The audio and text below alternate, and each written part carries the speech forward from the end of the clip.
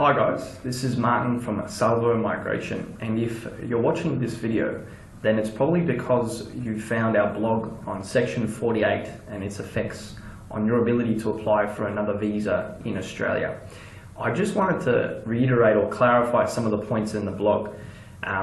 There isn't exactly a waiver to apply if you're subject to Section 48. It's that some visas are exempt from the application of Section 48, which, long story short, means that some visas you can still apply for in the country and other visas you can't if you are subject to Section 48. Now, even though you can apply for some visas, that doesn't necessarily mean that those visas can be granted, because those visas have specific visa criteria.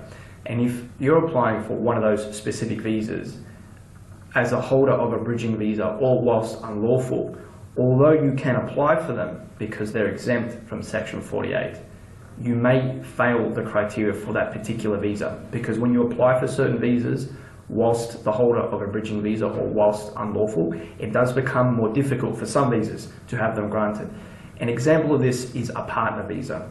So if you've had a previous visa refused and you are unlawful, or you are on a bridging visa and you're looking to apply for a partner visa, now you can, because that is exempt from Section 48. However, depending how long you've been on your bridging visa or how long you've been unlawful for, you may need to meet additional criteria for that partner visa. So it's not necessarily as straightforward as perhaps the blog might have stated. So I just wanted to clarify. Other situations are when people are subject to Section 48 and they're looking to apply for an employer-sponsored visa, such as a 457, an RSMS, or an ENS. Now, because these visas are split up into two parts essentially, one half is the employer's half, the other half is the visa application, it's your half. Now, if you're subject to Section 48, you can still prepare the employer's part of the process. So the sponsorship and nominations can be submitted whilst you're still in Australia on your bridging visa, or if you're unlawful.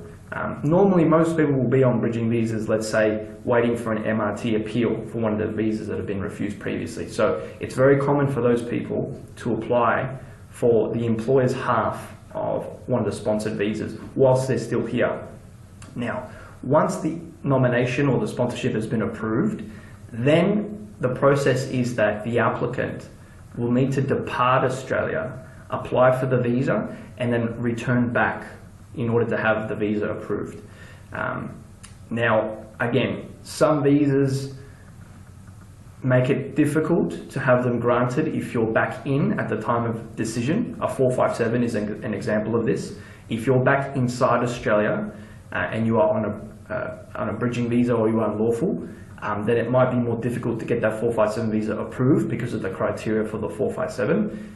The ENS and the RSMS are a little bit more flexible. They don't have that strict criteria applied to it.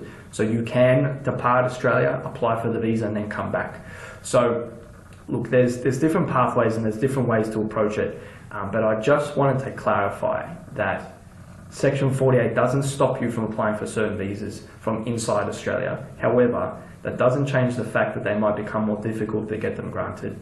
And with other visas, such as sponsored visas, you can prepare half of the application, at least the employer's half, whilst you're still here. And then once that is approved, you can then plan to depart and apply for the visa from offshore and then return. Okay? So I hope that's clear. If you have any questions relating to those pathways, please feel free to give us a call on 1300 644 788, or you can send your inquiry to inquiry@salvomigration.com.au, or you can click on the little fella down here, which is on our website, it's essentially a direct inquiry form that will be sent to our admin, and then they'll forward it on to us to comment. Okay, so I hope that's clear. Any questions, please feel free to get in touch. Thank you.